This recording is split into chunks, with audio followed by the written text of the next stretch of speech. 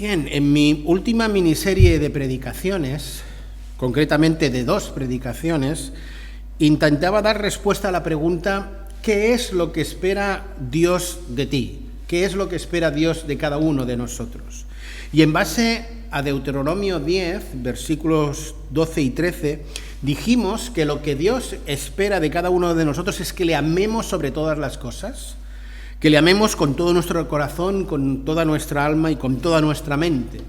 Pero si recordáis, hice un especial énfasis en esas predicaciones, que ese amor se concreta, se demuestra, se evidencia en 4 acciones, que son respeto, integridad, servicio y obediencia. Hoy quiero iniciar una nueva miniserie de predicaciones, también de 2 mensajes, en la que quisiera dar respuesta a la pregunta: ¿qué es lo que espera Dios de la Iglesia? Creo que son muchas y variadas las respuestas que se pueden dar a esta pregunta desde la perspectiva de la palabra de Dios. La alabanza, como ya hemos dicho al inicio del culto, la conmemoración de la Santa Cena. Pero esta pregunta también podría ser respondida desde no la perspectiva de la Biblia, sino desde la perspectiva de nuestra sociedad. ¿Qué espera nuestra sociedad de la Iglesia? Y ya os anticipo que la respuesta a esta pregunta, desde una perspectiva bíblica o desde una perspectiva social, son muy, pero que muy diferentes. El problema radica que nuestro entorno, nuestro contexto, no respondería a la pregunta, al enunciado de la pregunta, ¿no? Sino que respondería a la pregunta que ellos quieren responder. La verdad es que a nuestra sociedad, lo que opine Dios, la verdad es que le tienes sin cuidado a nuestra sociedad, lo que opina Dios. Por tanto, lo que ellos quisieran responder es otra pregunta, y es: ¿qué es lo que espera la sociedad del siglo XXI de la Iglesia cristiana? Esa es la pregunta que ellos responderían, no lo que Dios quiere de la Iglesia, que es la respuesta, que es lo que quiero yo plantear hoy, ¿no? Y ante esta pregunta también hay varias posibles respuestas, y yo os voy a compartir las 3 que creo que en estos momentos son las más significativas. ¿Qué es lo que espera nuestra sociedad de la Iglesia cristiana? Pues que seamos una iglesia inclusiva, una iglesia tolerante y una iglesia que opte no por el poder, sino por los pobres. Bien. Analizando fríamente estos titulares, pueden parecer buenas respuestas, pueden parecer respuestas correctas e interesantes, pero detrás de estos titulares se esconde una ideología y una ética que son totalmente contrarias a la enseñanza revelada por Dios en su palabra. Detrás de la idea de una iglesia inclusiva está la ideología de género, la ideología de la LGTBI. Una iglesia inclusiva quiere decir para nuestra sociedad que la iglesia del siglo XXI ha de ser una iglesia que acepta en su seno la relación homosexual, que acepta y que permite que en su liderazgo hayan personas homosexuales, que sea una iglesia que además casa personas del mismo género. Esto es lo que hay detrás del concepto una iglesia inclusiva. Detrás del concepto de una iglesia tolerante se encuentra no tan solo la ideología de género, que también, sino además que la ética sea permisiva en este mundo. Esto es, que la iglesia del siglo XXI debe ser una iglesia que acepta pues con normalidad el aborto, la eutanasia activa, entre otras muchas cosas, y que afirme que los mandamientos de la ley de Dios hay que reinterpretarlos y adaptarlos a la nueva realidad social. Detrás del concepto de una iglesia que no opte por el poder, sino por los pobres, está la ideología de que la fe debe quedar tan solo en el ámbito privado, tan solo en la intimidad del hogar o como mucho en las los templos, en las iglesias, que la fe cristiana no debe de influir para nada en el devenir de la sociedad. Por tanto, detrás de este concepto, una iglesia que no opte por el poder, sino por los pobres, que podría parecer muy bonita, está el concepto de que la iglesia deje de ser profética. Profética en el sentido de que deje de denunciar a la luz de la palabra aquello que es injusto, aquello que es pecado. Que la iglesia deje de ser profética en el sentido de que deje de tener pretensiones de influenciar con el mensaje del Evangelio a la sociedad actual. Esto de que la iglesia deje de dar su opinión, no solo, digamos, en cuestiones de índole política, sino sobre todo en cuestiones éticas y morales, y que se dedique solo a atender a las necesidades sociales, quiere convertir a la Iglesia simplemente en una ONG, ¿no? Quiere que la Iglesia se ocupe de aquellas personas que ni el Estado puede o quiere ayudar, como la persona que ha venido a pedir ayuda hace no mucho esta mañana a nosotros, ¿verdad? Volvamos a la pregunta inicial. ¿Qué espera Dios de la Iglesia? La respuesta a esta pregunta, ya desde una perspectiva bíblica, también tiene una buena variada lista de respuestas. Y en esta mañana yo os quiero compartir 3, que a la luz de la enseñanza de la palabra creo que son las más relevantes. Y siguiendo con el mismo paradigma de respuesta que di a la pregunta ¿qué es lo que espera Dios de ti? Esto es que amemos a Dios sobre todas las cosas. La primera respuesta que pienso dar a la pregunta ¿qué es lo que espera Dios de la Iglesia? Vuelve a manar, como no, del gran mandamiento de la ley de Dios de Mateo 22, 37 al 39, cuando dice: amarás tu Dios con todo tu corazón, con toda tu alma y con toda tu mente. Este es el primer y grande mandamiento, y el segundo es semejante: amarás a tu prójimo como a ti mismo. Por tanto, la Iglesia del siglo XXI, a la luz de la Escritura, debe ser una Iglesia que sea un claro reflejo del amor de Dios, tanto en palabras como en acciones y en relaciones, mostrando compasión y un servicio desinteresado a este mundo tan necesitado.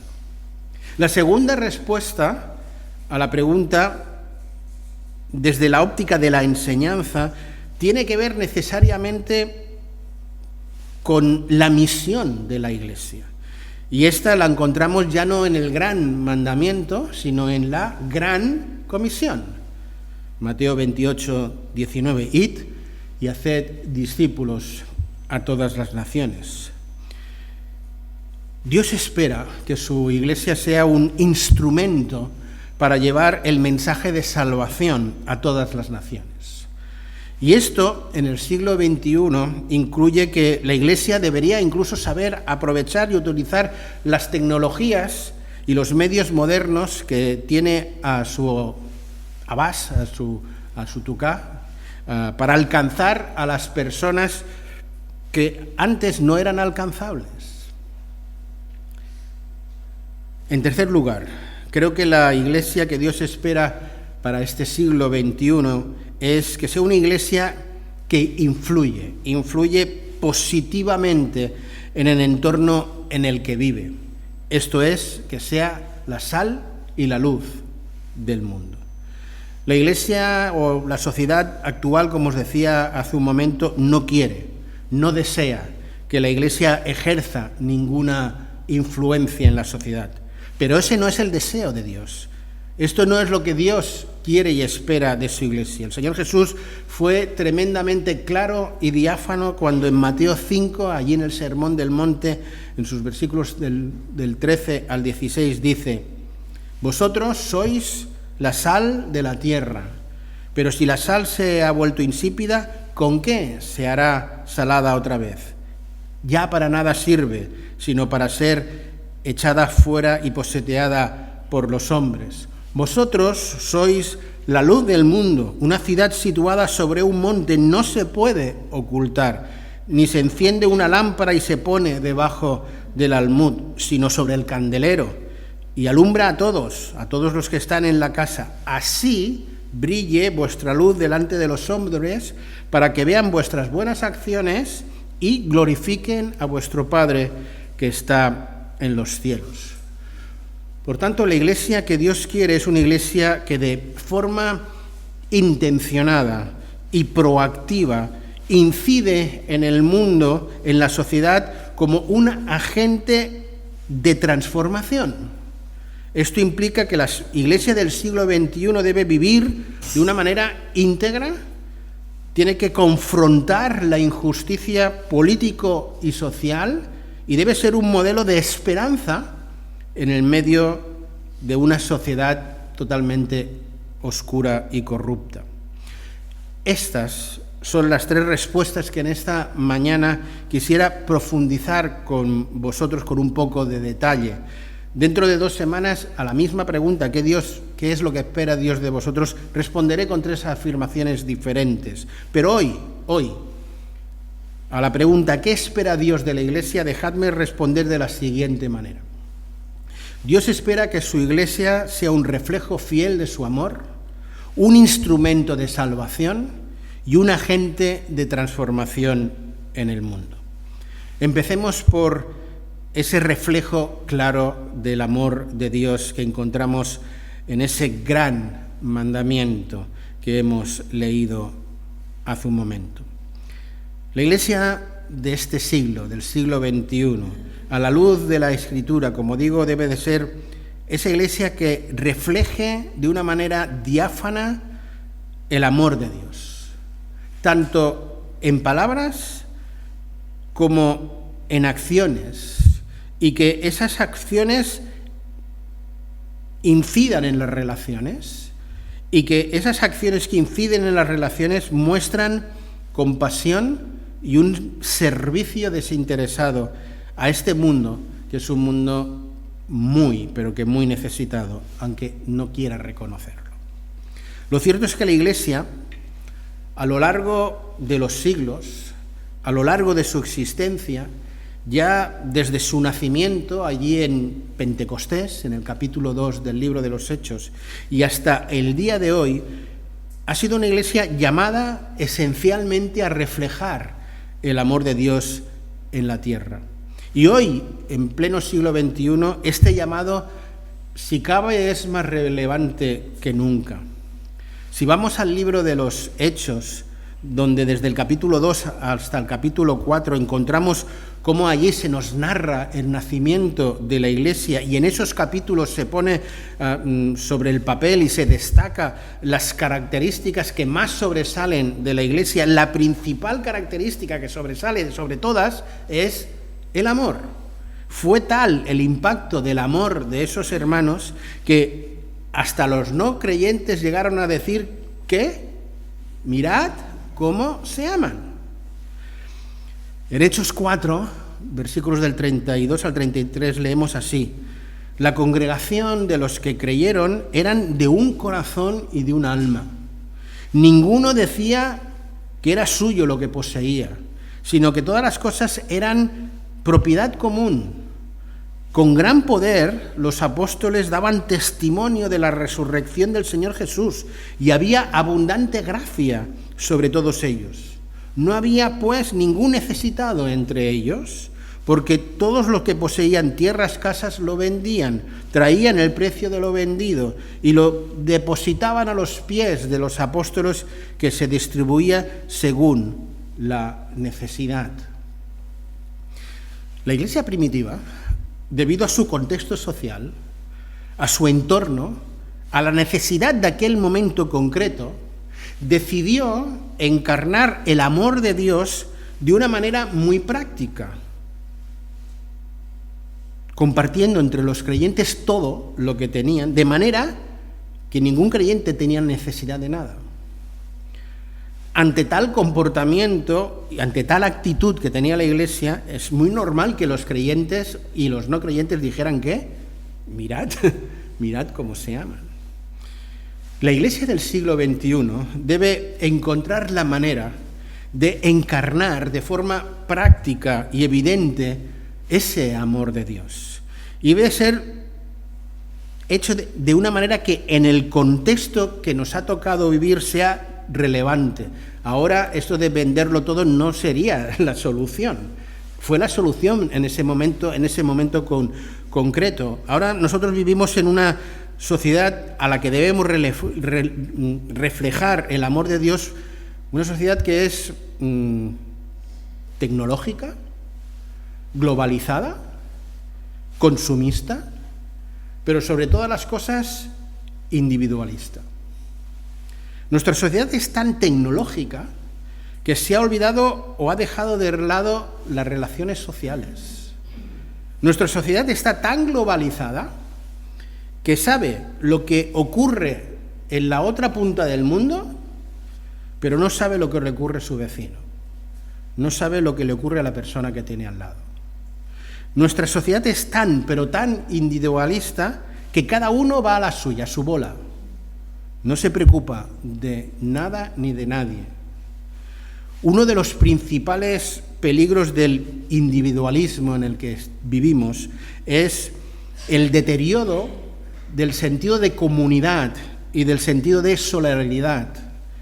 Y aquí es donde la Iglesia puede y debe ofrecer una alternativa. Una sociedad individualista que prioriza sobre todas las cosas el bienestar personal individual sobre el colectivo, lo que crea son personas que no son empáticas con la problemática de las personas que están alrededor. Son personas que no están dispuestas a ayudar a nadie, debilitando así los lazos sociales y fomentando la indiferencia y que problemas como la pobreza, la desigualdad y la injusticia social cada vez vayan a más. La Iglesia debe encarnar el amor de Dios siendo esa comunidad que es empática, que escucha, que está al lado del que sufre, que comparte lo que tiene y que es una familia acogedora. La Iglesia, la vida de la Iglesia, debe ser el antídoto, si me lo permitís, el antídoto contra el individualismo y la indiferencia que campa en nuestra sociedad. Y para ello es necesario que la dinámica de la Iglesia se caracterice por el hecho de interesarse y preocuparse de las necesidades reales de los que componen la congregación y de aquellos que vienen a visitarle. La dinámica de la Iglesia, escucharme bien, debe ser integradora en el buen sentido de la palabra. Esto es, que acepta y ama a las personas tal como son, de forma desinteresada, lo cual no implica que acepte o comulgue con actitudes o comportamientos que la palabra de Dios describe como pecado. Si la Iglesia debe ser un reflejo del amor de Dios, debe de amar como Dios ama. Dios ama de forma total y sin reservas al pecador, pero rechaza de plano su pecado. No tolera el pecado, pero ama profundamente al pecador. Dios ama tanto al pecador que lo que ha hecho que morir por el pecador. En resumen, una Iglesia integradora, en el buen sentido de la palabra, no como la sociedad lo hace ver, es aquella que refleja el amor de Dios sin exclusión, que acoge a todos con misericordia y que trabaja de forma activa por la unidad, la justicia y la paz en el entorno en el que está situada. La segunda respuesta que me gustaría dar a la luz de la palabra a la pregunta ¿qué espera Dios de la Iglesia? Es que debe ser un instrumento para llevar el mensaje de salvación a todas las naciones, y está basado en esa gran comisión: id y haced discípulos a las naciones. Cuando afirmo que la Iglesia debe ser un instrumento para llevar el mensaje de salvación a todas las naciones, quiero enfatizar ese papel misional que tiene la Iglesia, que no es otro que el de hacer que se esfuerce en todo lo que está en su mano para cumplir lo que es uno de los principales propósitos de su razón de ser, que es, como hemos venido a decir, la evangelización. Esto es dar repetidas y continuadas oportunidades a las personas que tenemos a nuestro lado, tanto niños, mujeres, hombres, ancianos, repetidas ocasiones de escuchar y ver encarnado el mensaje del Evangelio de manera que tengan la oportunidad de aceptar o, si quieren, rechazar el mensaje de salvación. Y esto, para llevar a cabo esto, hay varios aspectos que son importantes e irrenunciables. Primero, que para la Iglesia la gran comisión no puede ser una opción, es una obligación. La Iglesia o la evangelización en la Iglesia debe de ser el ADN de la Iglesia, porque si la evangelización no está en el mismo ADN de la Iglesia, de la comunidad, habría que preguntarse qué es realmente ese grupo. ¿Es iglesia o es una ONG? En segundo lugar, la Iglesia debe tener no solo una visión evangelizadora, sino una visión misionera. No solo de su entorno local, sino mirar más allá. La Iglesia debe apoyar a las misiones, debe apoyar a misioneros, debe de orar por misioneros y debe involucrarse en enviar misioneros allí donde el Evangelio aún no ha sido predicado o necesita ser predicado. Y en tercer lugar, el llamado principal de la Iglesia, como nos dice Mateo 28, 19, no es hacer simplemente creyentes, sino discípulos. Personas que no solo crean en Él, sino que vivan conforme a la enseñanza del Señor Jesús. La formación de discípulos no se limita a la enseñanza teórica, sino a la práctica. Se caracteriza de esas personas que siguen a Jesús y le siguen tanto en sus enseñanzas como en sus valores éticos. Por tanto, la formación de discípulos implica guiar a otros en el camino de la fe, ¿sí?, del crecimiento espiritual y también de la obediencia a Dios. La Iglesia, como digo, no está llamada a hacer creyentes, sino a formar discípulos. Bien, hasta aquí os he dado dos respuestas a la pregunta ¿qué espera Dios de la Iglesia? Dejadme dar una tercera y última respuesta en el día de hoy. Dentro de 2 domingos daré 3 más. Dios espera que su Iglesia influya de forma positiva en el ambiente, en el entorno en el que vive. Y ahí, para ello me voy a Mateo capítulo 5, el Sermón del Monte, ese pasaje que hemos leído sobre vosotros sois la sal y la luz del mundo. Mirad, la Iglesia que Dios quiere es una Iglesia que, como digo, de forma intencionada, de una forma proactiva, quiere incidir, quiere transformar el mundo, la sociedad donde está, quiere convertirse en un agente de transformación. Esto implica que la Iglesia del siglo XXI tiene que vivir de una manera íntegra. Debe ser capaz de confrontar con la injusticia que hay político y social, y además tiene que ser un modelo de esperanza en medio de una sociedad desesperanzada.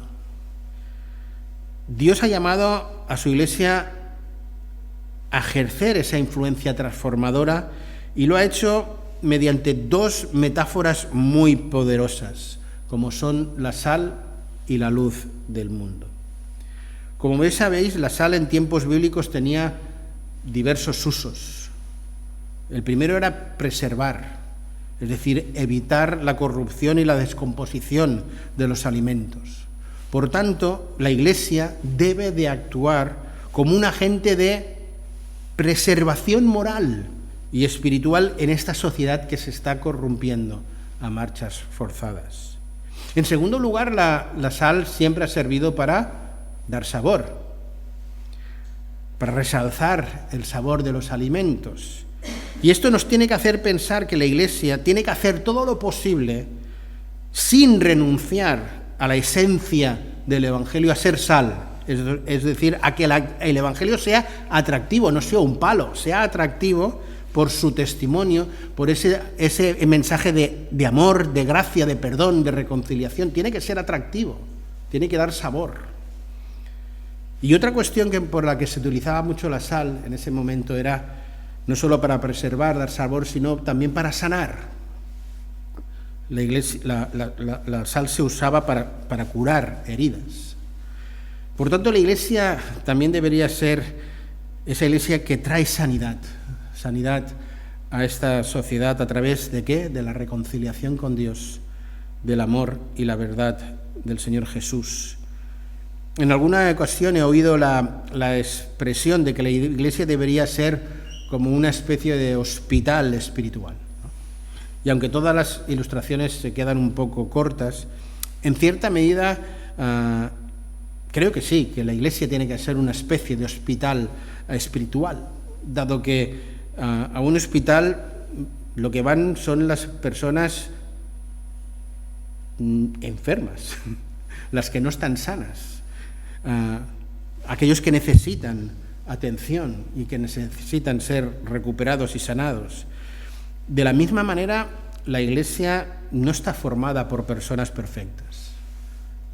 Esté perfecto, que levante la mano. Vale, ya veo que no hay muchos. Está formada por pecadores que han sido transformados por la gracia de Dios y que ayudan a otros a encontrar esa sanidad en Dios.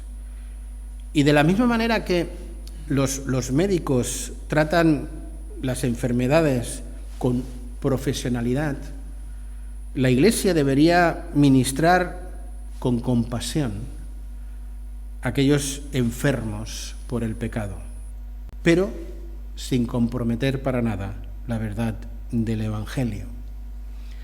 Jesús en su enseñanza, como sabéis, es tremendamente claro, tremendamente directo. Y al respecto de la sal, dijo: si la sal pierde su sabor, o lo que es lo mismo, si la Iglesia pierde su sabor, ¿qué capacidad tiene? Se vuelve irrelevante, deja de cumplir con su propósito. Esta afirmación del Señor Jesús creo que debería hacernos reflexionar a todos y cada uno de nosotros. Pero el Señor Jesús también utilizó la metáfora de la luz. Jesús utiliza la metáfora de la luz para hacernos ver que la Iglesia que Él quería era una Iglesia que iluminara con el mensaje del Evangelio a este mundo oscuro y corrupto. La luz básicamente ilumina y guía. Son las dos principales funciones de la luz. Y en un mundo lleno de oscuridad, de desesperanza, saturado de pecado, la Iglesia está llamada a iluminar, a reflejar esa luz de Cristo. Pero también, así como un faro guía a los barcos, la Iglesia debería guiar a otros a la verdad, guiar a otros a la salvación en Jesús. Y Jesús sigue siendo claro y rotundo y dice: vosotros sois la luz del mundo. Una ciudad asentada sobre el monte no se puede esconder. La luz no se esconde. Y Jesús nos hace ver que es irrelevante, hasta incluso ridículo, poner una lámpara debajo de un almud, dado que entonces deja de funcionar, de llevar a cabo la función para la que fue creada. Jesús, cuando dice que la luz debe ponerse sobre un candelero para alumbrar a todos, está comunicando la verdad de que la iglesia que Él creó, la iglesia por la que Él murió, no puede permanecer escondida, no puede permanecer oculta, sino que tiene que ser una iglesia que ilumina, que brilla, que influye, que trae dirección, que llena de esperanza a aquellos que están cerca de su faro. Así como el faro guía a los barcos en medio de la tormenta para que no naufragien, la Iglesia debería ser ese punto de referencia espiritual en este mundo que está confundido, falta de dirección. Y en estos tiempos de incertidumbre, de desesperanza, de relativismo, que todo da igual, la luz del Evangelio debe de brillar con claridad, guiando a las personas a Cristo y diciendo las cosas por su nombre. Lo que es pecado y lo que no es pecado no es pecado. La pregunta que nos deberíamos hacer todos es ¿cómo puede la Iglesia ser ese elemento de influencia? ¿Cómo podemos influir? ¿Cómo? Dejadme dar dos pequeñas opciones. Os propongo dos propuestas. La primera es a través del testimonio de los miembros de la Iglesia. Esto es que todos y cada uno de nosotros nos comprometamos delante de Dios a vivir bajo los principios de lo que denominamos el reino de Dios. Y que allí donde nos encontremos, en nuestro puesto de trabajo, en nuestra comunidad de vecinos, con nuestros amigos, pues reflejemos el amor de Dios. Seamos influencia, seamos gente que trae el Evangelio. Y por eso, en segundo lugar, os propongo que prediquemos el Evangelio y que lo prediquemos con valentía. El Evangelio hay que encarnarlo, sí, hay que vivirlo, pero queridos, también hay que predicarlo, hay que verbalizarlo. Tenemos que compartir las buenas nuevas de Dios a la gente que está a nuestro alrededor. Claro que lo tenemos que integrar, claro que lo tenemos que vivir, pero también lo tenemos que pronunciar con nuestras palabras. Tenemos que decir: Dios te ama. Tenemos que decir: tú eres un pecador. Tenemos que decir: Cristo murió por ti. No así a lo bruto, pero esas ideas hay que decirlas, hay que comunicarlas, no solo vivirlas. Y eso, para hacer eso hay que ser valientes en esta nuestra sociedad que nos ha tocado. Dios ama al pecador, detesta el pecado. Jesús murió por el pecador y esto lo necesita saber la gente que está a nuestro lado. Por tanto, Dios espera que su Iglesia influya positivamente en su entorno, siendo esa sal que preserva, que sana, que da sabor, y siendo esa luz que ilumina y que guía. Por tanto, cada creyente, cada uno de nosotros de forma personal y las congregaciones que nos llamamos Iglesia, estamos llamados a ser agentes de transformación en este mundo tan desestructurado en el que nos ha tocado vivir.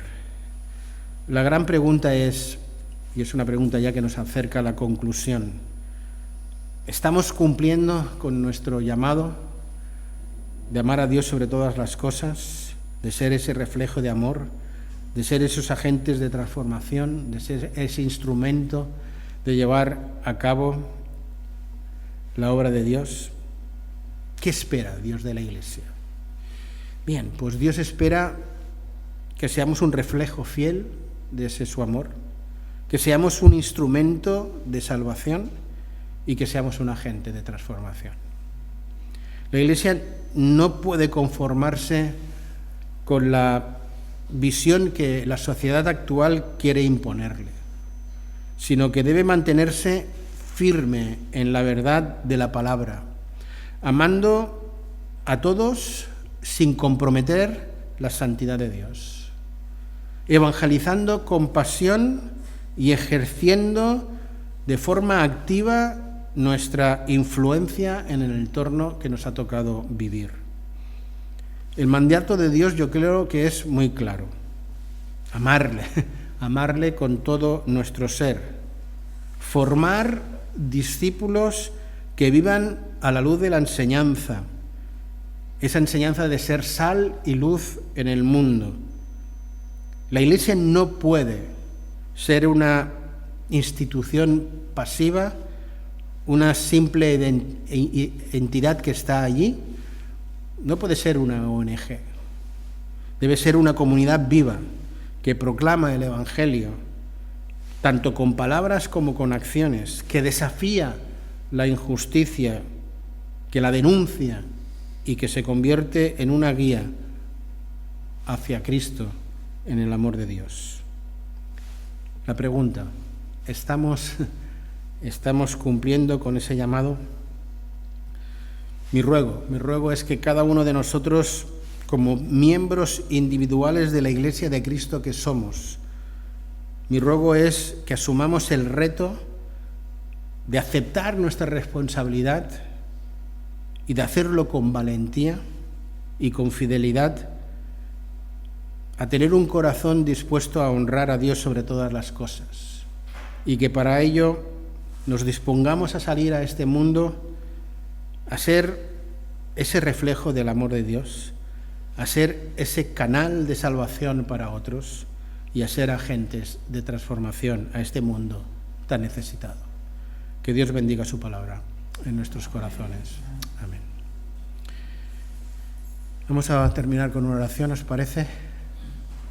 Creo que ahí necesitamos orar. Necesitamos orar para ser esa iglesia que Dios quiere que seamos. Señor, delante del mensaje de tu palabra,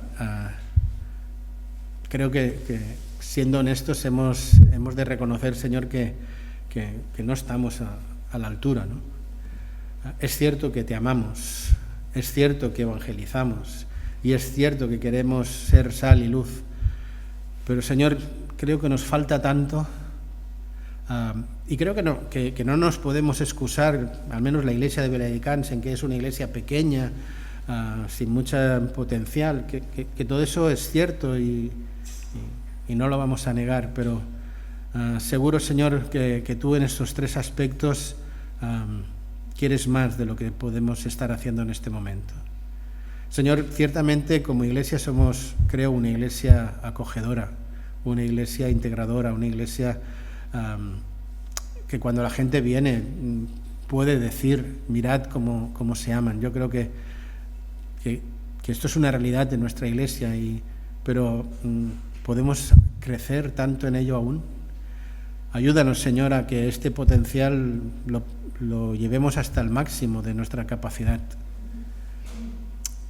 La cuestión de ser una iglesia que sea evangelizadora, que pues sí, llevamos a cabo acciones y cuestiones, pero lo cierto es que eres tú más el que trae gente a la iglesia que nosotros que vayamos a buscar. Y esa es una realidad, Señor, y la debemos de confesar. Pedirte, Señor, que como iglesia nos atrevamos a ser ese canal de salvación. Que para nosotros la gran comisión no sea una opción, sino que sea un deber, una obligación, y una obligación que nace del corazón, no una imposición. Y finalmente, Señor, reconocemos que no picamos tanto como la sal pica y que no alumbramos tanto como la luz brilla.